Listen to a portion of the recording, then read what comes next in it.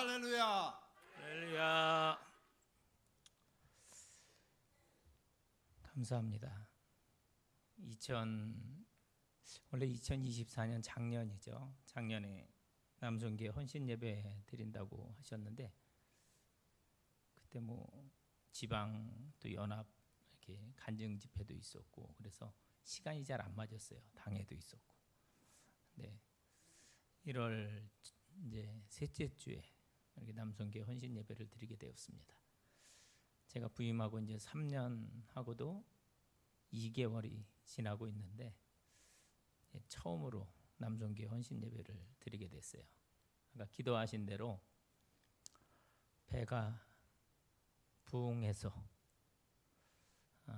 남성교회가 더 많은 더 큰 일들을 감당하게 될 줄로 믿습니다.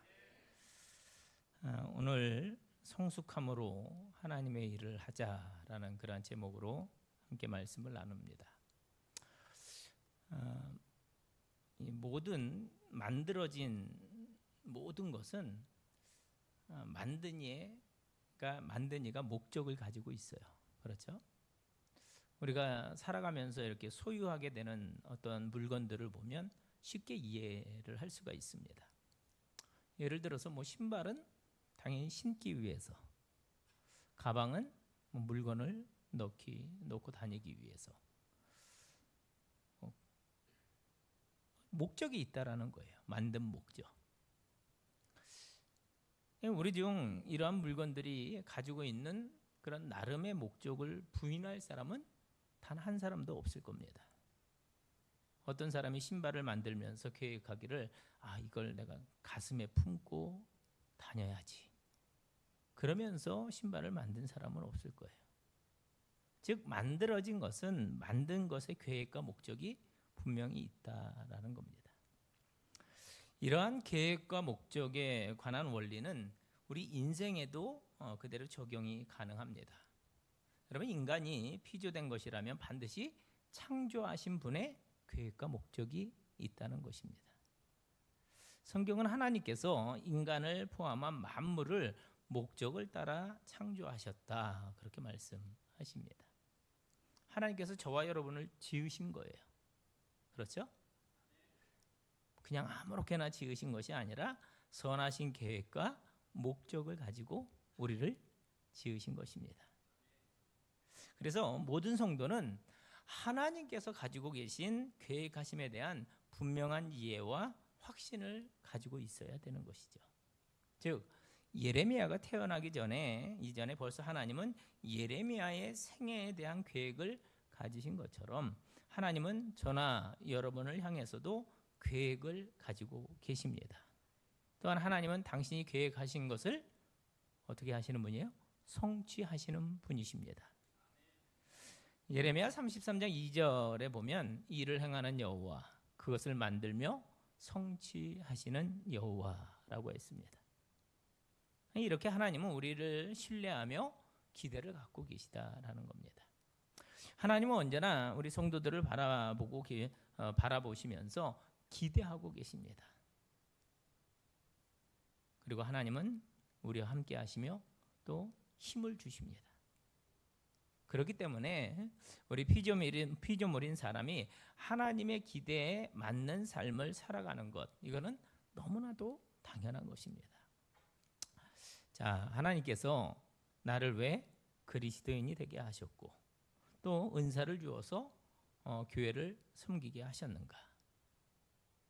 여러분 중에는 그 하나님의 뜻을 아는 분도 계실 것이고 또 어쩌면 이해를 못하고 여기까지 오신 분도 계실 것입니다.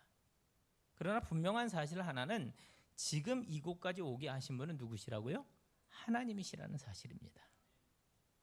여러분에게 구원 얻는 은혜를 주시고 또 교회를 섬기게 하시고 그 섬김을 위해서 직분을 주시는 분이 바로 하나님 우리 아버지이십니다.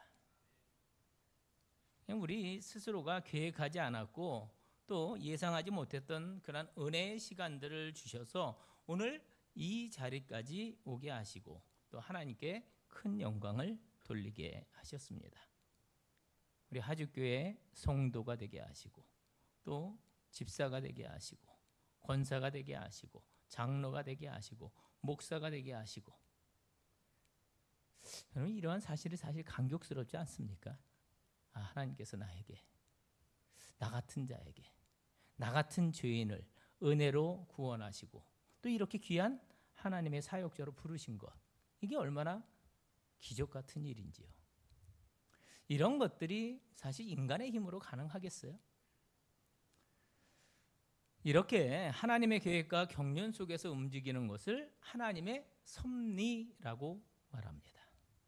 즉 우리의 섬김과 만남은 우연이 아니라 하나님의 섭리요, 그냥 어쩌다가 여기까지 온 것이 아닌 하나님의 인도였다라는 것입니다. 이렇게 여기에 서기까지 모든 것을 하나님이 하셨다면 이제 우리는 우리들의 섬김과 그 만남을 통해서 하나님의 선하신 계획하심과 더불어 한 교회의 지체로서 더욱 성숙한 일꾼이 되어야 할 것입니다. 성도는 반드시 일꾼이 되어져야 돼요. 일꾼. 아마추어 같은 일꾼이 아니라 프로 같은 일꾼이 되어야 합니다. 그래서 우리 사랑하는 모든 성도 여러분들은 어설픈 일꾼들이 한 사람도 없으시길 바랍니다. 프로 같은 일꾼이 되시길 바랍니다. 이제 교회 성도로 부름을 입은 남성교회 회원들과 우리 모든 성도 여러분들이 성숙한 일꾼이 되기 위해서 가져야 할, 그리고 반드시 추구해야 할 신앙적 태도와 내용은 어떤 것이 있는가 하는 것을 우리가 몇 가지 살펴보면서 함께 은혜를 나누도록 하겠습니다. 먼저는 우리가 하나님의 영광을 위해 살고 하나님께만 영광을 돌려야 할 것입니다.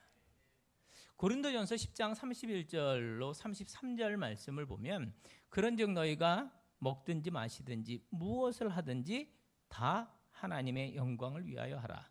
유대인에게나 헬라인에게나 하나님의 교회에나 거치는 자가 되지 말고 나와 같이 모든 일에 모든 사람을 기쁘게 하여 자신의 유익을 구하지 아니하고 많은 사람의 유익을 구하여 그들로 구원을 받게 하라. 이렇게 말씀합니다.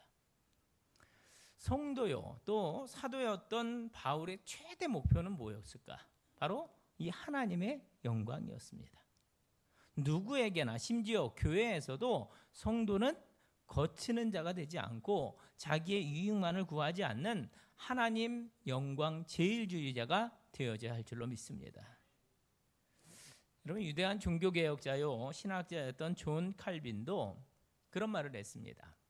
구원이 궁극적인 목적이 아니라 하나님의 뜻을 이루고 하나님이 기뻐하시는 일을 이루는 것이 궁극적인 성도의 삶의 목적이다.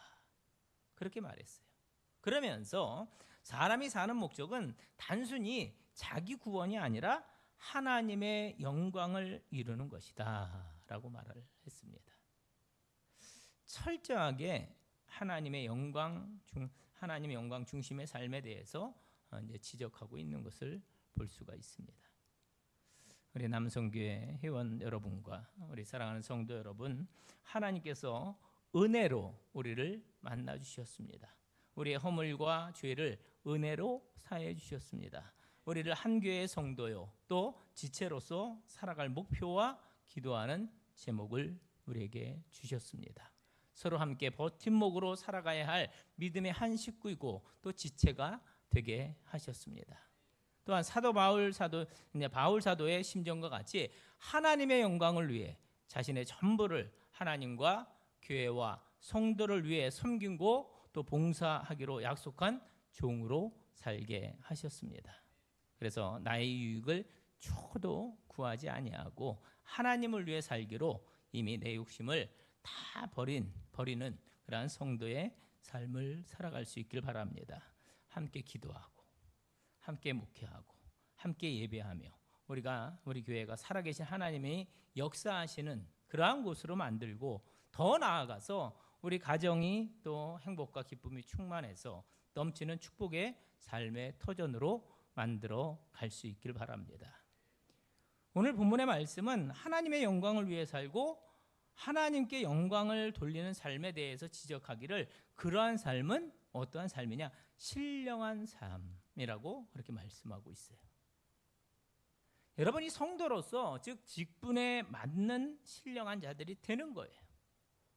신령한 자들이 되어야 하나님의 일을 사람의 일로 이해하고 사람의 방식으로 하지 않게 되어집니다. 이러한 신령한 자들은 단단한 음식을 먹어요. 자신에 대한 책망과 칭찬에 쉽게 휘둘려서 자신의 감정대로 그렇게 발걸음을 결코 옮기지 않는다는 겁니다. 그렇기 때문에 우리 모두는 어떠한 자가 되어져야 신령한 자가 되어져야 할 줄로 믿습니다. 그러면 하나님께 영광을 돌리는 것이 얼마나 기쁘고 복된 일인지를 알게 되는 것입니다. 또한 신령한 자일수록 예수님을 더욱 사랑하게 된다라는 거예요.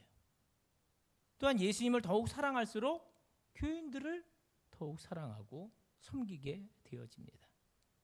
사람들에게 그리스도의 복음을 전하고픈 그런 마음이 일어나게 되는 거죠. 그래서 사랑하면 전도할 수밖에 없다.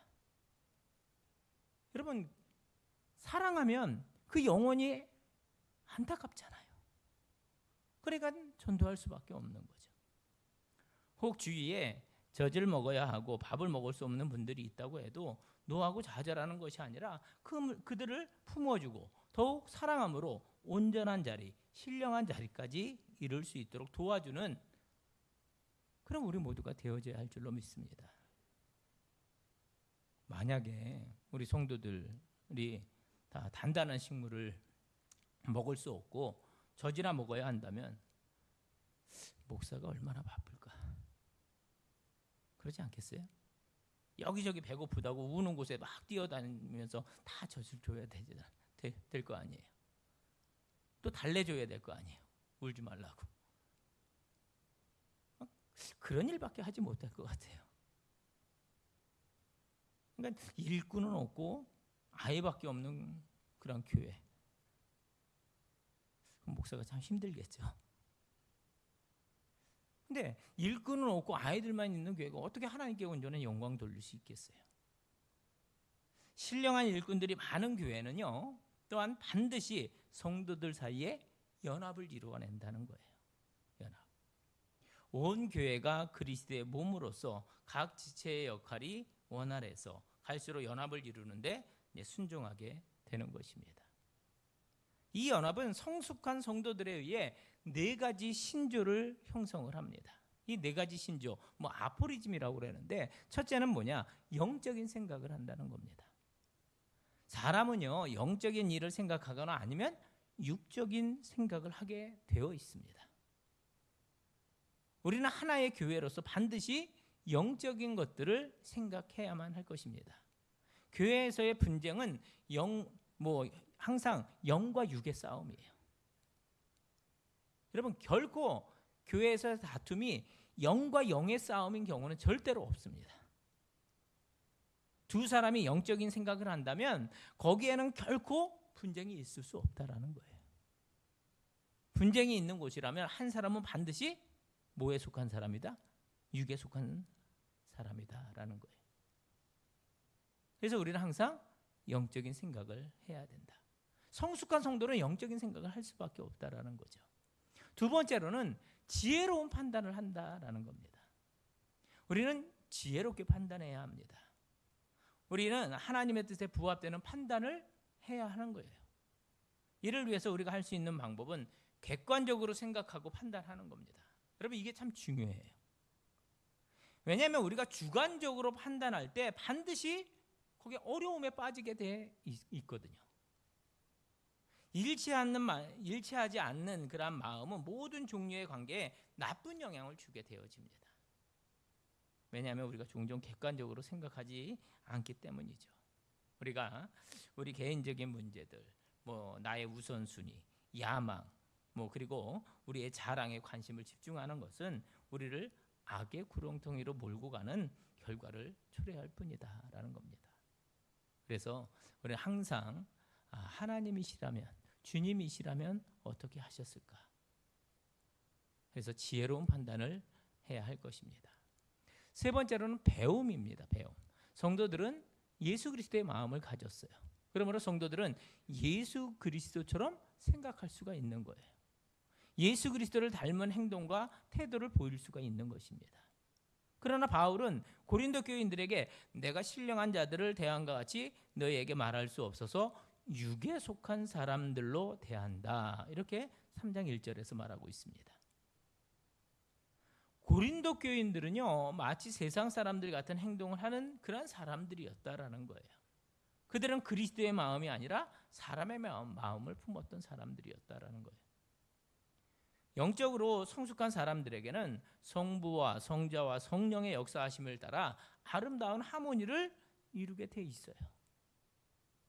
여러분 골로새서 3장 2절 말씀을 보면 위의 것을 생각하고 땅의 것을 생각하지 말라 이렇게 말씀하거든요. 이것이 바로 예수님에게 관심을 바로 집중하는 것입니다. 그래서 우리는 그리스도의 마음을 배워서 그리스도처럼 하나됨을 이루는 그러한 우리 남성교회와 우리 모든 성도들이 되어야 할 것입니다. 네 번째로는 말씀이에요. 말씀. 자, 하나님의 말씀이 성도들의 삶을 지배할 때 비로소 교회 안에 올바른 관계들이 형성될 수 있다라는 겁니다. 그리스도의 말씀이 여러분 안에 풍성히 거할 때 비로소 여러분의 본능적이고 또 무의식적인 그러한 행동들이 올바른 행동으로 변화되게 되어지는 것입니다. 성도들 사이에 그 연합에 있어서 어떤 특별한 기적이 필요한 것이 아니에요. 다만 예수 그리스도의 말씀이 우리를 온전히 사로잡고 있느냐 하는 것, 이게 문제일 뿐이다라는 겁니다. 이러한 네 가지의 연합에 관한 핵심 단어는 성숙하고 신령한 자들에 의해 교회에서 꼽히게 되는 것입니다. 그래서 교회는 그리스도의 몸으로 더욱 하나가 되어서 하나 되어감을 이제 경험할 뿐만 아니라 그걸 통해서 땅 끝까지 전도의 사명 또 선교의 사명을 감당할 수 있게 되는 것입니다. 그래서 마지막으로 성숙한 성도가 되기 위해서 우리가 힘써야 할 것은 뭐냐? 서로가 하나님의 부르심을 입은 선한 동역자임을 아는 것입니다. 이것이 여러분을 성도요 또 일꾼으로 세우신 하나님의 섭리다라는 겁니다. 하나님의 영광을 위한 동역자로 헌신할 수 있는 우리 남성교회와 모든 성도들이 되시길 바랍니다. 여러분, 하나님의 동역자라는 사실의 출발점은 여러분이 먼저 바로 목사와 동역자가 되는 것에서 출발하는 거예요. 함께 하는 겁니다. 목사 혼자 하는 것이 아니라 함께 하는 거예요. 지금도 함께 하고 있잖아요. 여러분 각자 맡은 자리에서 해야 할 일들을 감당하는 것, 이게 동역하는 거거든요. 그러니까 하나님의 동역자는 바로 눈에 보이는 목사와 그리스도 안에서 동일한 마음으로 동역할 수 있는 것입니다. 물론 목사의 부족한 부분이 보일 수 있어요. 그래도 너그러이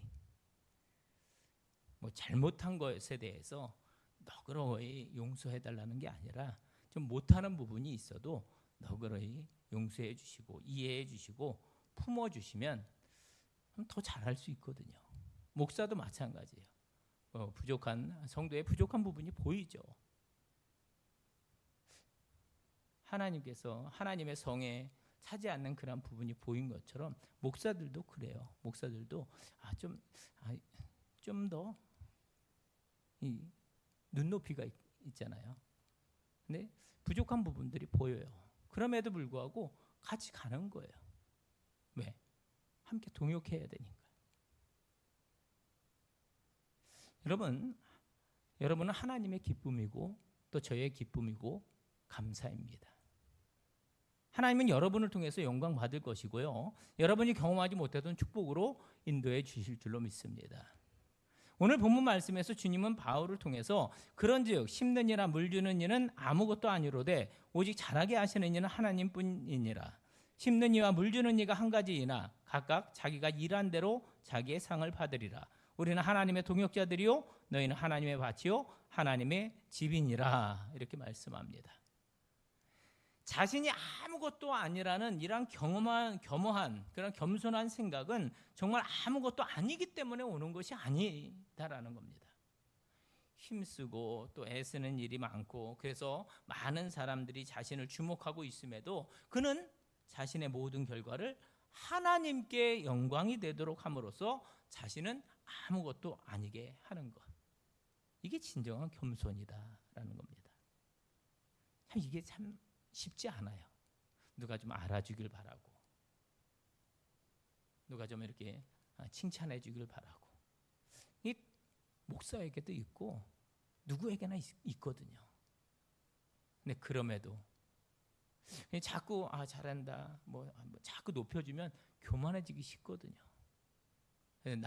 남들이 그래도 나 자신은 하나님의 은혜입니다. 하나님께서 힘주셔서 감당할 수 있었습니다. 늘 겸손한 모습을 보여야 할 것입니다.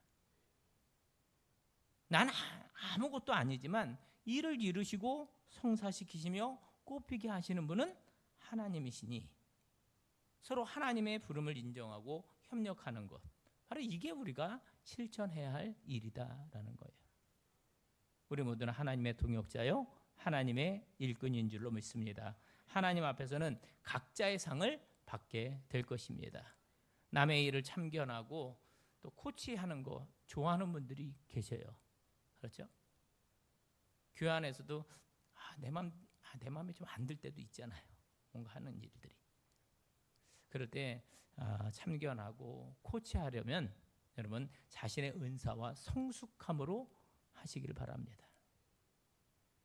하나님의 온전한 부르심 가운데 진행되는 일에는요, 잡음이 없고 서로를 세워줌과 능력이 나타나게 되는 거거든요. 우리의 사역에 능력이 없고 열매가 없다.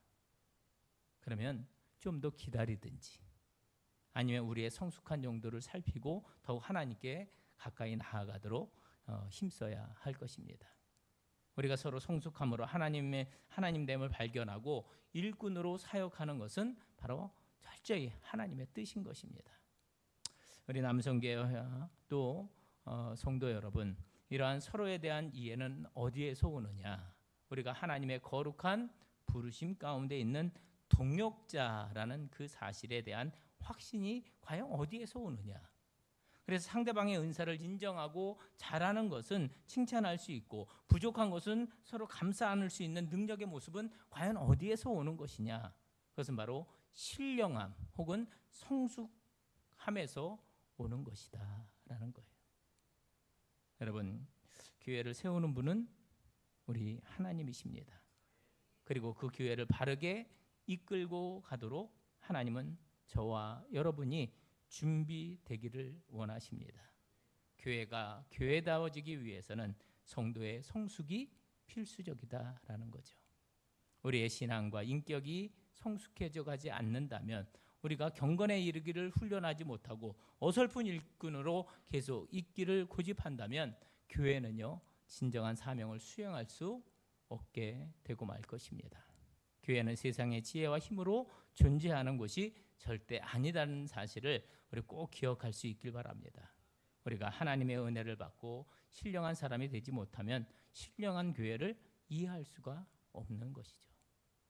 성숙하고 신령한 사람으로 자라가야 예배가 뭔지, 섬김이 뭔지, 또 순종과 자기 헌신의 가치를 제대로 알게 되는 것입니다. 신앙의 감격과 기쁨을 그때서야 소유할 수가 있게 되는 것이고요. 예수 그리스도의 죽으심과 부활의 권능이 자신의 삶 속에서 또 증거되게 되는 것입니다. 신령한 일은 신령한 사람이 될 때 수행하고 이해할 수가 있기 때문인 것입니다. 사랑하는 성도 여러분, 성숙해야 비로소 하나님의 일을 온전히 해 나갈 수 있습니다. 눈물을 흘리며 씨를 뿌리는 자가 기쁨의 단을 거두게 되는 것입니다. 성숙한 신앙, 성숙한 성도의 삶에 이르기를 부지런히 힘쓰는 우리 남성교회와 모든 성도 여러분들이 되어서 주님의 귀한 일꾼들로 세워지고 또 쓰임 받으시기를 주님의 이름으로 축원을 드립니다. 기도하겠습니다. 사랑의 주님, 오늘 남성교회 헌신 예배로 영광 돌리게 하시니 참으로 감사를 드립니다. 우리 모두가 하나님의 영광을 위해 살고 하나님께만 영광을 돌리는 우리 남성교회와 모든 성도들이 되게 하여 주시옵소서. 서로가 하나님의 부르심을 입은 선한 동역자임을 아는 우리 남성교회와 모든 성도들이 되게 하여 주시옵소서. 성숙한 성도가 되어서 더 큰 주님의 일을 감당하는 우리 하주교회가 되도록 축복하여 주시옵소서. 그 일에 남성교회가 더 크게 쓰임받게 하옵소서. 주님, 저희가 철저히 주님만 바라보게 하여 주시옵소서. 그리하여 주님의 사랑에 머물게 하시고 그 사랑을 담대하게 믿게 하시며 그 사랑으로 헌신하게 하여 주시옵소서. 예수님의 이름으로 기도하옵나이다. 아멘.